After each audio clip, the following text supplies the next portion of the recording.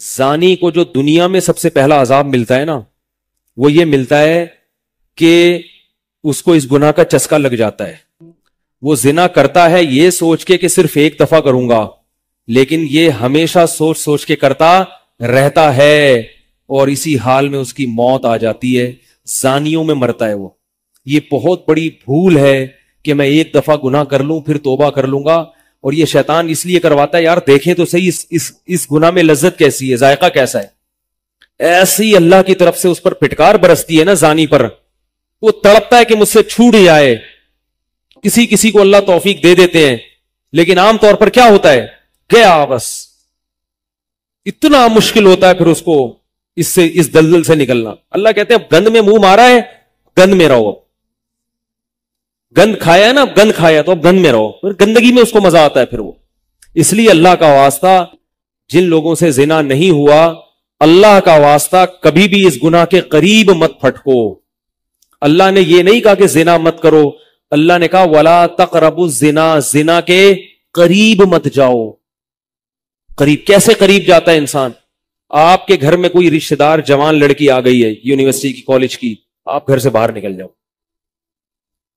بعض دفعہ ایسا ہوتا ہے، لوگ مجھے بتاتے ہیں کہ کوئی میرے رشتہ دار خاتون آئی، جوان تھی، کزن تھی، گھر میں میں تھا، وہ اکیلی تھی، وہ آ گئی تو میری بڑی عجیب کنڈیشن ہو گئی، میں بہت پریشان ہو گیا، بہت مشکل سے بچا. میں ان سے کہتا ہوں آپ گھر سے نکلے کیوں نہیں؟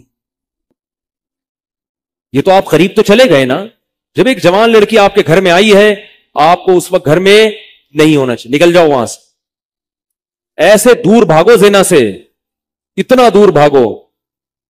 انبیاء ایسا ہی کرتے تھے، تبھی تو بچتے تھے. وہ جتنے بزرگان دین گزرے ہیں، وہ یہ نہیں کہ زنا نہیں کیا، وہ ہمیشہ زنا سے دور بھاگے.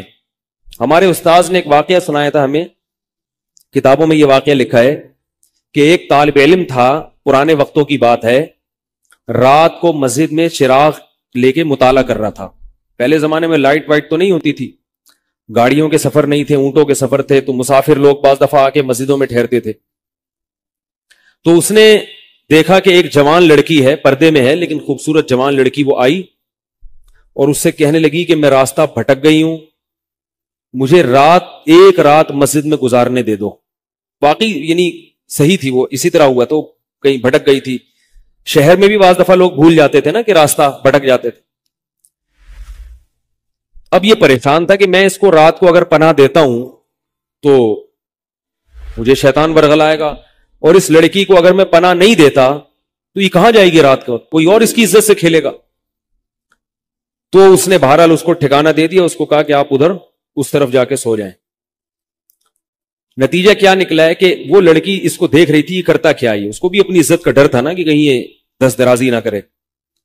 تو یہ نوجوان جس چراغ میں مطالعہ کر رہا تھا، مطالعہ کرتے کرتے اس کی آگ میں اپنی انگلی لے کے جاتا اور اس کو جلاتا.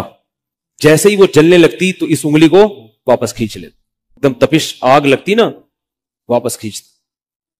پھر تھوڑی دیر بعد یہ انگلی اس میں لے کے جاتا، پھر واپس کھینچتا. پوری رات یہ کرتا رہا ہے اور اپنی انگلی کو جلاتا رہا ہے.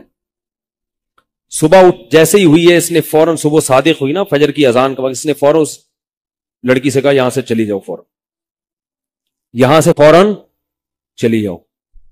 اس نے کہا اللہ کی قسم اس وقت تک نہیں جاؤں گی جب تک تم یہ معاجرہ نہیں بتاؤ گی رات تم نے کیا ہے.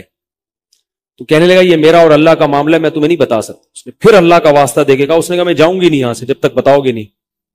اس نے کہا شیطان مجھے ورغلا رہا تھا کہ ایک جوان لڑکی ہے، اجنبی ہے، کوئی دیکھنے والا نہیں ہے، کوئی دیکھنے والا نہیں ہے، تو زنا کر لو اس سے، کوئی دیکھنے والا نہیں ہے. شیطان مجھے لے کے جاتا تھا تو میں اپنی انگلی آگ میں جلاتا تھا، اپنے نفس کو یہ سمجھانے کے لیے کہ دنیا کی آگ برداشت کر سکتا ہے، جہنم کی بھی برداشت کر لینا، جہنم کی بھی برداشت کر لینا. پھر اور اگر تجھ سے یہ برداشت نہیں ہو رہی تو وہ کیسے برداشت کرے گا؟ کہہ رہے جب میں آگ میں جلنے لگتا تھا نا تو میری چیخ نکلتی تھی کہ یار یہ نہیں ہو رہی تو وہ کیسے برداشت ہوگی. حدیث میں آتا ہے جہنم کی آگ دنیا کی آگ سے 70 گنا زیادہ گرم ہے، 70 گنا زیادہ گرم. جب نبی صلی اللہ علیہ وسلم نے صحابہ کو یہ بات بتائی ترمذی کی حدیث ہے کہ صحابہ کے سینے سے رونے کی ایسے آوازیں آنے لگی جیسے ہانڈی کھولتی ہے، ایسا روئے صحابہ، حالانکہ صحابہ گناہوں سے بچتے تھے، اتنا روئے ہیں کہ سینے کے جیسے ہانڈی کھول رہی ہوتی ہے ایسے ان کے سینے سے رونے کی آوازیں آئی ہیں۔ اور عرض کیا واللہ انہا لکافیۃ یا رسول اللہ، یا رسول اللہ یہ دنیا کی آگ بہت تھی عذاب دینے کے لیے، اللہ نے اس کو بھی 70 گنا زیادہ گرم کیا ہے۔ تو اس نے کہا کہ میرے دل میں گناہ کا خیال آتا تھا، میں کیا کرتا تھا، اپنے آپ کو جلاتا تھا جب چیخ نکلنے لگتی۔ تو اس طرح پوری رات میں نے اپنے نفس کو روکا ہے گناہ سے۔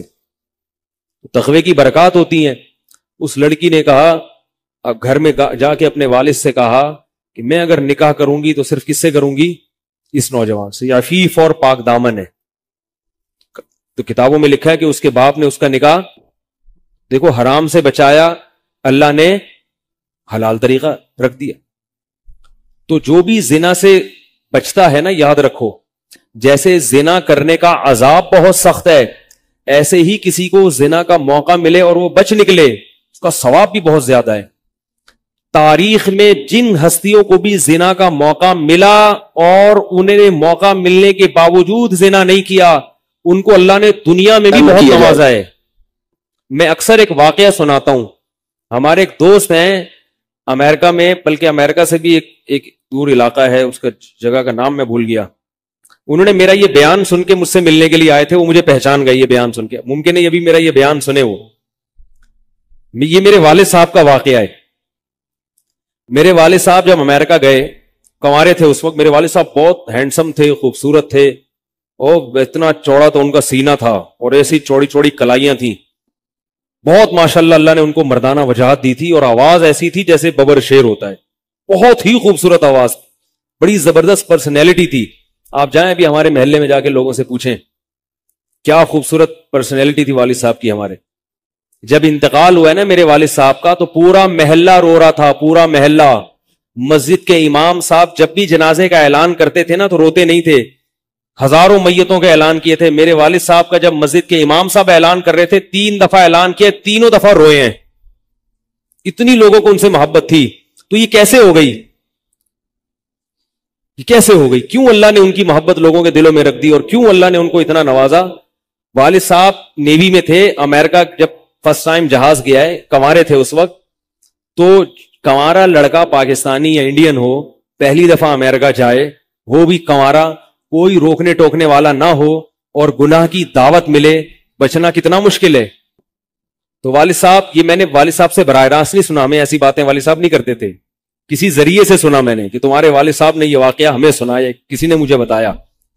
کہتے ہیں کہ جب وہ گئے تو ایک خوبصورت انگریز لڑکی آئی اور ان کو گناہ کی دعوت دی۔ اب ایک دم پہلی دفعہ کسی پاکستانی نے یہ چیز منظر دیکھا ہو، ٹھیک ہے نا، امریکہ کا ایک منظر ہوتا ہے نا، اب تو لوگ موویز میں اتنا دیکھ چکے ہوتے ہیں نا، اس وقت تو ڈرامے فلمیں بھی نہیں ہوتی تھی، موویز بھی نہیں ہوتی تھی، وہ تو پہلی دفعہ ہی دیکھا تھا یہ ایسا منظر۔ تو وہ گھسیٹ کے لے گئی اپنے گھر۔ جب یہ کہیں گھر پہ گیا ہوں نا تو مجھ پہ اللہ کا خوف آ گیا کہ یہ کیا کر رہا ہوں۔ وہاں جا کے واپس بھاگے ہیں۔ ادھر پہنچنے کے بعد وہ عورت غصہ ہو رہی تھی کہ اگر تم نے یہ کام کرنا نہیں تھا تو میرے ساتھ آئے کیوں میرا خرچہ کرایا تم نے، کیوں خرچہ کرایا میرا؟ تو آدمی اور شرمندہ ہو جاتا ہے نا کہ یار۔ تو والد صاحب کہتے ہیں کہ میرے دل میں خیال آیا کہ میں نے زندگی میں کبھی یہ گناہ نہیں کیا، اور میں یہاں پہلی دفعہ آیا ہوں، اگر میں اس گناہ میں پڑ گیا اللہ کی نظر مجھ سے ہٹ جائے گی۔ واپس بھاگے۔ بڑا مشکل ہوتا ہے ایسے موقع پہ۔ اس وقت ان کی عمر ہوگی 22 یا 23 سال، زیادہ سے زیادہ 24 سال ہوگی۔ تو بھاگے ہیں واپس۔ تو والد صاحب کہتے تھے، جنہوں نے مجھے یہ واقعہ سنایا، کہ مجھے کہنے لگے کہ تمہارے والد صاحب کہتے تھے کہ اس کے بعد میری زندگی میں کیا آیا ہے؟ انقلاب۔ پھر اللہ نے قرآن کی تلاوت کی توفیق دی، حفظ قرآن تھا، بھول چکے تھے، روزانہ ایک قرآن پڑھنے کا معمول بنا پھر، تاکہ قرآن دوبارہ یاد ہو جائے۔ جہاز پہ 3 سال امامت کی، داڑھی بڑی رکھ لی ماشاءاللہ، اور پھر اتنی عزت اللہ نے ان کو دی۔ اللہ نے ان کے، ہمارے سب بھائی ماشاءاللہ داڑھی والے ہیں، سب بہنیں شرعی پردہ کرتی ہیں، سب بھابیاں پردہ کرتی ہیں۔ گھر میں کیا آ گیا پورا، حالانکہ اس وقت شادی نہیں ہوئی تھی، لیکن یہ اثرات کہاں منتقل ہوئے ہیں؟ خاندان میں پورے۔ پورے خاندان میں منتقل ہو گئے نا. انتقال ہوا تو جنازہ میں نے پڑھایا والد صاحب کا. اگر اللہ نہ کرے اس برائی میں پڑ جاتے, ہمیں پتا چلتا کہ ہمارا باپ ایسا ہے, تو ہم ایسے ہوتے.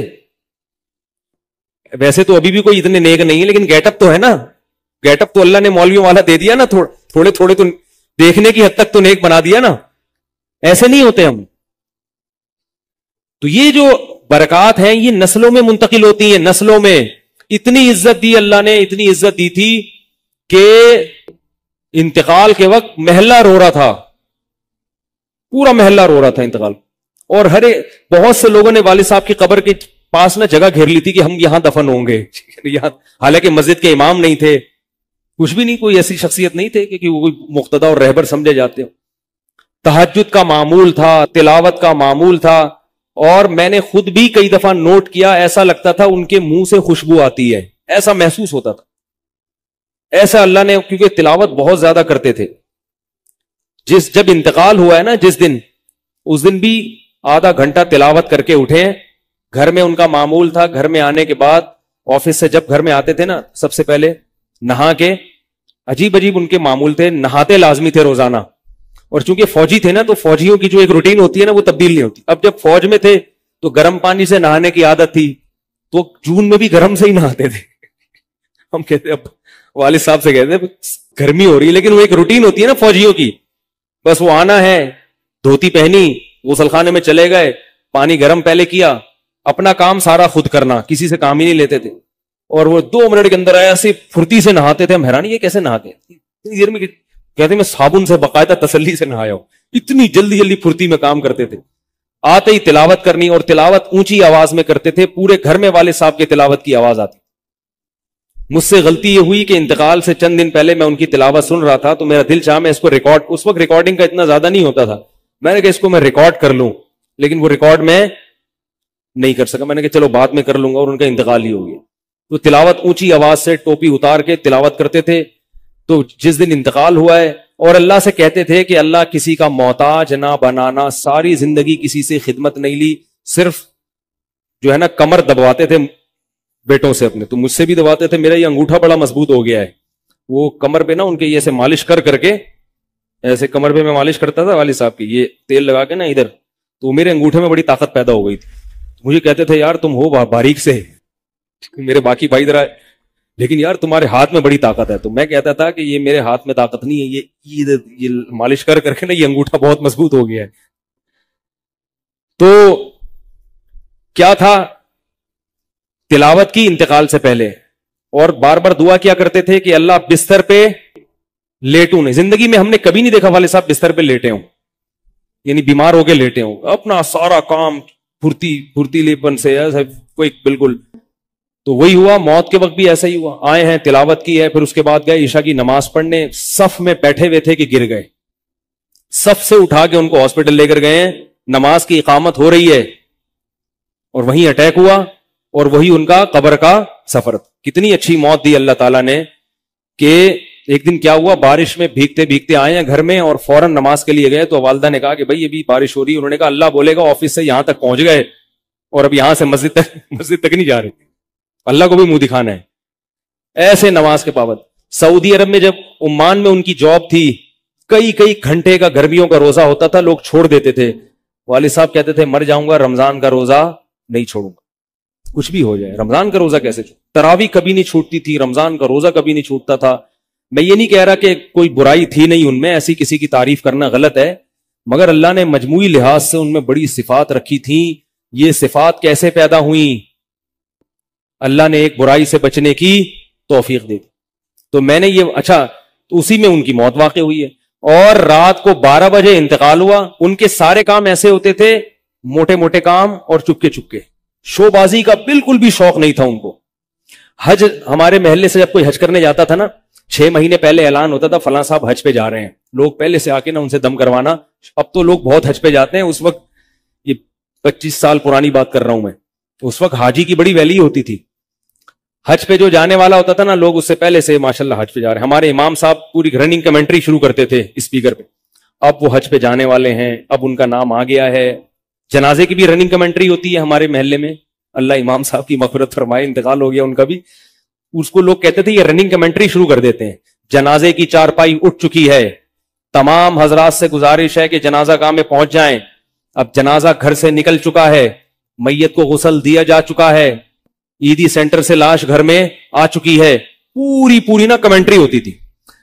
تو وہ جنازے کی بھی کمنٹری, اور اگر کوئی بیمار ہوتا تھا محلے کا تو اس کی بھی کمنٹری. آغا خان میں داخل ہیں, ان کے پتے میں ڈاکٹر نے پتھری بتائی ہے. غفار بھائی کے تمام حضرات سے گزارش, دعا کی گزارش ہے کہ اللہ ان کو شفائے کامل عاجل عطا فرمائے. پورا محلہ دعا کر رہا تھا, اللہ غفار بھائی کے پتے کی پتھری نکال دے. ٹھیک ہے, وہ چونکہ سیاسی تھے, جمعیت کے تھے, تو وہ پوری نا سیاست سے لے کے چلتے تھے ہر چیز. تو والد صاحب اب جب حج پہ جاتا تھا کوئی, تو اس کی پھر وہ جب حاجی صاحب آتے تھے ان کا بڑا استقبال. ہمارے والد صاحب کو یہ چیزیں پسند نہیں تھی. والد صاحب حج کر کے گئے پتہ ہی نہیں چلا, اور واپس کسی کو بولٹن مارکیٹ میں ملے. اس نے کہا ہم نے تو سنا تھا آپ حج کرنے گئے ہوئے ہیں. والد صاحب نے کہا میں بھی ابھی آیا ہوں. میں نے کہا ذرا بولٹن مارکیٹ سے ذرا ٹچ کرتا ہوا گھر چلوں. ایک تھیلا تھا ان کے پاس, اسی تھیلے میں حج بھی ہو رہا ہے. پوری دنیا دیکھی تھی والد صاحب نے, پوری دنیا کا سفر کیا. بتاتے تھے کہ چین اور آسٹریلیا یہ 2 ملک ایسے ہیں جہاں میں نہیں گیا, باقی دنیا کا کوئی ملک ایسا نہیں ہے جس میں گیا نہ ہوں. لیکن اتنی سادگی کہ آپ کہیں گے کہ شاید یہ کبھی انڈا موڑ بھی نہیں آئے ہوں گے.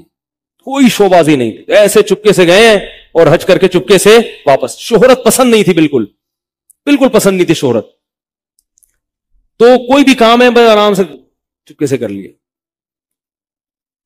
ختم قرآن کے موقع پر ہمارے امام صاحب نا سب کو بلاتے تھے. ہاں بھائی, اب تو والد صاحب کو پسند نہیں ہوتا تھا کہ نام لیا جائے میرا. تو یہ چیز لوگ ان کی پسند کرتے تھے. تو ان کی موت بھی ایسے ہی ہوئی ہے چپکے سے. رات 12 بجے انتقال ہوا. میں مدرسے میں تھا, ہم لوگ پہنچے, ہم تو حیران ہو گئے یہ کیسے ہو گیا بھائی ایک دم. تو ان کو غسل دیا, اور فجر کی نماز کے بعد جنازہ تیار تھا. فجر میں نمازی کم ہوتے ہیں. اعلان ہوا فجر کے بعد. جب پبلک ہمارے گھر آنا شروع ہوئی ہے تو جنازہ پڑھ کے ہم ان کو دفنا چکے تھے.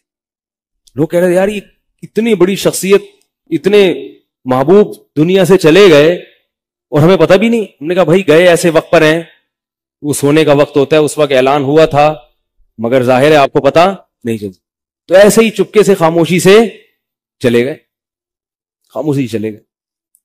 تو لوگ یہی کہہ رہے تھے یار یہ نہ انہوں نے دنیا میں کبھی خدمت لی ہے, ٹھیک ہے نا, جنازے میں بھی کسی کو پریشان نہیں کیا, ایسے 2 صفیں ہوئی تھی جنازے کی, بس چلے گئے. تو کیسا اللہ نے چلتے پھرتے نماز کی حالت میں ان کو اٹھایا ہے. تو یہ میں نے یہ واقعہ سنا ہے نا, تو ایک صاحب باربڈوس سے شاید ملنے کے لیے آئے مجھ سے. تو مجھ سے وہ بیان انہوں نے سنا. پہلے میرا بیان سنتے تھے, مجھے پہچانتے نہیں تھے, امریکہ کی کسی ریاست میں تھے یا باربڈوس میں, واللہ عالم. تو مجھ سے ملنے کے لیے آئے, مجھے کہنے لگے یار آپ حافظ مسعود صاحب کے بیٹے ہیں. میں نے کہا ہاں. کہہ رہے یار میں آپ کا بیان کب سے سن رہا ہوں, آپ کو پہچانتا نہیں تھا. آپ نے ایک دن ممبر پہ واقعہ سنایا, تو یہ واقعہ تو آپ کے والد صاحب کا واقعہ ہے, اور یہ میرے والد صاحب آپ کے والد کا واقعہ مجھے سنا کے امریکہ بھیجا تھا انہوں نے کہ بیٹا حافظ مسعود صاحب کی طرح زندگی گزارنا, امریکہ جا رہے ہو, جیسے وہ بچے تھے تم بھی بچنا.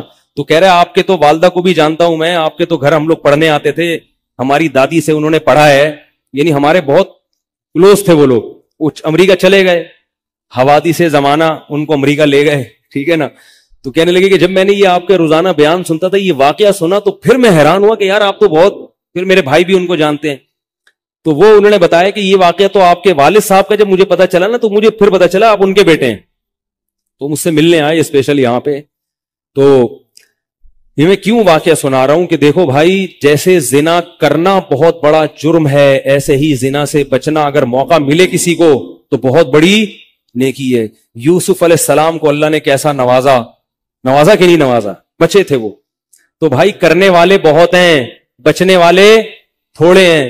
تو کرنے والوں میں اگر اپنا شمار کرو گے تو جہاں بہت سارے لوگ ہیں مزے کی زندگی گزاری, تھوڑے دنوں کے لطف اور مزے ہیں, اس کے بعد دنیا کا سکون بھی گیا اور آخرت میں جہنم کی آگ. اور اگر بچنے والوں میں آ گئے تو ان تھوڑے لوگوں میں اللہ شامل کر لیں گے جو تھوڑے شکر گزار ہوتے ہیں. لیکن اس کا یہ مطلب نہیں ہے کہ ایسا ماحول کریٹ کرو کہ پھر آپ کو بچنے کا موقع ملے, دور بھاگو. میں نے بتایا نا, کوئی لڑکی گھر میں آتی ہے, باہر نکل جاؤ گھر سے, بولے بھائی تنہائی میں نہیں, میں تو اس کی احتیاط کرتا ہوں. کوئی جوان خاتون اگر مسئلہ پوچھنے آ جائیں, بوڑھی ہے تو کوئی اتنا مسئلہ نہیں ہے, جوان خاتون ایسا ہوتا ہے بعض دفعہ خواتین کو تو ماحول کا نہیں پتا ہوتا, اب وہ آئی ہیں, میں گھر میں کوئی نہیں ہے, آگے دروازہ بجا رہی ہے, مفتی صاحب گھر میں مسئلہ پوچھ. گھر میں نہیں بیٹھوں گا, سڑک پہ کھڑے کھڑے پوچھو, ٹھیک ہے نا, بے اکرامی ہے. گھر میں آنا ہے تو پھر مسجد کے کسی خادم کو یا کسی بندے کو گھر میں بٹھاؤں گا کہ بھئی آپ بھی آ جاؤ, کیونکہ بدگمانی کا موقع دینا بھی کیا ہے, حرام. ہاں گھر والے موجود ہوں, اہلیہ موجود ہیں, پھر بے شک آگے بیٹھو. اور پھر بھی میں ایسا نہیں کرتا کہ اہلیہ دوسرے کمرے میں اور یہ خاتون اس کمرے میں میرے ساتھ بیٹھے, ایسا نہیں ہوگا بھائی.